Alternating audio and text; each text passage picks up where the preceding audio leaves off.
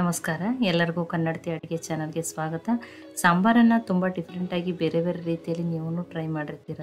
ನಾನೊಂದು ಹೊಸ ಥರದ ಸಾಂಬಾರನ್ನು ಮಾಡಿ ತೋರಿಸ್ತಾ ಇದ್ದೀನಿ. ಬೇಳೆ ಕುದಿಸ್ದೆ ಟೊಮೆಟೊನ ಯೂಸ್ ಮಾಡಿದೆ ತುಂಬ ಈಸಿ ಮತ್ತು ಟೇಸ್ಟಿಯಾಗಿ ಫ್ರೆಶ್ ಆಗಿ ಸಾಂಬಾರು ಪೌಡ್ರನ್ನ ಮಾಡಿಕೊಂಡು ಈ ರೀತಿ ನೀವು ಮಾಡ್ಕೊಂಡು ತಿಂದರೆ ಖಂಡಿತ ಪದೇ ಪದೇ ಮಾಡ್ಕೊಂಡು ತಿಂತೀರ. ನನ್ನ ರೀತಿಯಲ್ಲೊಮ್ಮೆ ಇದನ್ನು ಖಂಡಿತನೂ ಟ್ರೈ ಮಾಡಿ ನೋಡಿ. ಒಂದು ಮಿಕ್ಸರ್ ಜಾರಿಗೆ ನಾನು 1 ಸ್ಪೂನ್ ಆಗಷ್ಟು ಚೆನ್ನಾಗಿ ಬೇಳೆಯನ್ನು ತೊಗೊಂಡಿದ್ದೀನಿ. ನೀವು ಚೆನ್ನಾಗಿ ಬೇಳೆ ಬೇಡ ಅಂದರೆ ಹೆಸರು ಬೇಳೆನೂ ತೊಗೋಬೋದು, ತೊಗರಿ ಬೇಳೆಯನ್ನಾದರೂ ತೊಗೋಬೋದು. 1 ಸ್ಪೂನ್ ಆಗಷ್ಟು ಜೀರಿಗೆನ ಹಾಕ್ತಾಯಿದ್ದೀನಿ.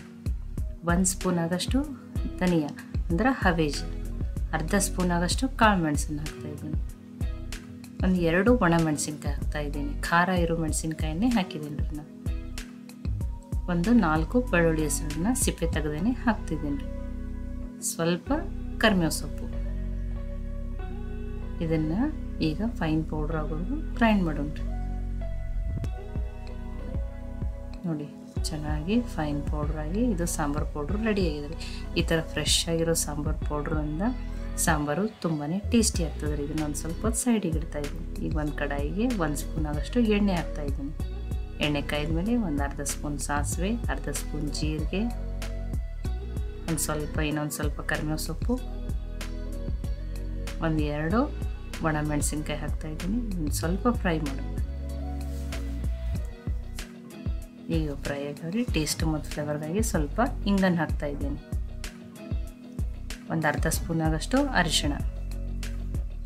ಅರಿಶಿಣವನ್ನು ಎಣ್ಣೆಯಲ್ಲೇ ಚೆನ್ನಾಗಿ ಲೋ ಫ್ಲೇಮಲ್ಲಿ ಇಟ್ಟೇ ಫ್ರೈ ಮಾಡೋಣ ರೀ. ನಾನೊಂದು 2 ಗ್ಲಾಸ್ ಆಗಷ್ಟು ನೀರನ್ನು ಹಾಕ್ತಾಯಿದ್ದೀನಿ. ಸಾಂಬಾರು ನೀವು ಎಷ್ಟು ಬೇಕೋ ಅಷ್ಟನ್ನು ಹಾಕ್ಬೋದು. ಇದನ್ನೀಗ ಮಿಕ್ಸ್ ಮಾಡೀನಿ. ಇದಕ್ಕೆ ನಾನು ಒಂದು ಸಣ್ಣ ನಿಂಬೆ ಗಾತ್ರದಷ್ಟು ಹುಣಸೆ ಹಣ್ಣನ್ನು ನೆನೆಸಿಟ್ಟಿದ್ದೆ ರೀ, ಅದನ್ನು ಹಾಕ್ತಾಯಿದ್ದೀನಿ. ಹುಣಸೆ ರಸವನ್ನು ಇದನ್ನು ಈಗ ಮಿಕ್ಸ್ ಮಾಡೋಣ ರೀ. ನೋಡಿ ಇದು ಚೆನ್ನಾಗಿ ಮಿಕ್ಸ್ ಆಗಿದೆ ರೀ. ರುಚಿಗೆ ತಕ್ಕಷ್ಟು ಉಪ್ಪು, ಹುಳಿ ಅಂತ ಹೇಳಿ ಸ್ವಲ್ಪ ಬೆಲ್ಲ ಹಾಕ್ತಾಯಿದ್ದೀನಿ. ನೀವು ಅರ್ಧ ಸ್ಪೂನ್ ಆಗಷ್ಟು ಸಕ್ಕರೆನೂ ಹಾಕ್ಬೋದು. ಇಟ್ಕೊಂಡಿರುವಂಥ ಸಾಂಬಾರು ಪೌಡ್ರನ್ನ ಹಾಕ್ತಾಯಿದ್ದೀನಿ. ಈಗ ಇದನ್ನು ಮಿಕ್ಸ್ ಮಾಡೋಣ. ನೋಡಿರಿ ಸಾಂಬಾರು ಎಷ್ಟು ತೆಳು ಬೇಕೋ ಗಟ್ಟಿ ಬೇಕೋ ನೀವು ನೋಡ್ಕೊಂಡು ಮಾಡ್ಕೋಬೋದು. ಇದೊಂದು ಸ್ವಲ್ಪ ಕುದಿ ಬರಲಿ ರೀ. ನೋಡಿ ಚೆನ್ನಾಗಿ ಕುದಿ ಬಂದಿದೆ. ಸ್ವಲ್ಪ ಕೊತ್ತಂಬರಿ ಸೊಪ್ಪನ್ನು ಹಾಕ್ತಾಯಿದ್ದೀನಿ. ಒಂದು 5 ನಿಮಿಷ ಕುದಿಬೇಕ್ರಿ. ಅಂದ್ರೆ ಆ ಮಸಾಲೆ ಎಲ್ಲ ಚೆನ್ನಾಗಿ ಫ್ಲೇವರ್ ಬಿಟ್ಟು ಸಾಂಬಾರು ಟೇಸ್ಟು ತುಂಬ ಚೆನ್ನಾಗಿ. ನೋಡಿರಿ ಈಗ ಇಷ್ಟು ಗಟ್ಟಿ ಮಾಡಿದ್ದೀನಿ ನಾನು. ತುಂಬ ತೆಳುವೂ ಇಲ್ಲ, ತುಂಬ ಗಟ್ಟಿನೂ ಇಲ್ಲ. ನಿಮಗೆ ಯಾವ ಥರ ಬೇಕೋ ಆ ಥರ ಮಾಡ್ಕೊಂಡು ನೀವು ಇನ್ನೊಂದು ಸ್ವಲ್ಪ ನೀರು ಉಪ್ಪನ್ನು ಆ್ಯಡ್ ಮಾಡಿಕೊಂಡು ತೆಳುವನ್ನಾದರೂ ಮಾಡ್ಕೋಬೋದು. ಈಗ ಕರೆಕ್ಟಾಗಿ ಸಾಂಬಾರು ರೆಡಿ ಆಗಿದೆ. ಬಿಸಿ ಬಿಸಿ ಸಾಂಬಾರು ಅನ್ನ, ಮುದ್ದೆ, ದೋಸೆ, ಇಡ್ಲಿಗೂ ತಿನ್ಬೋದು.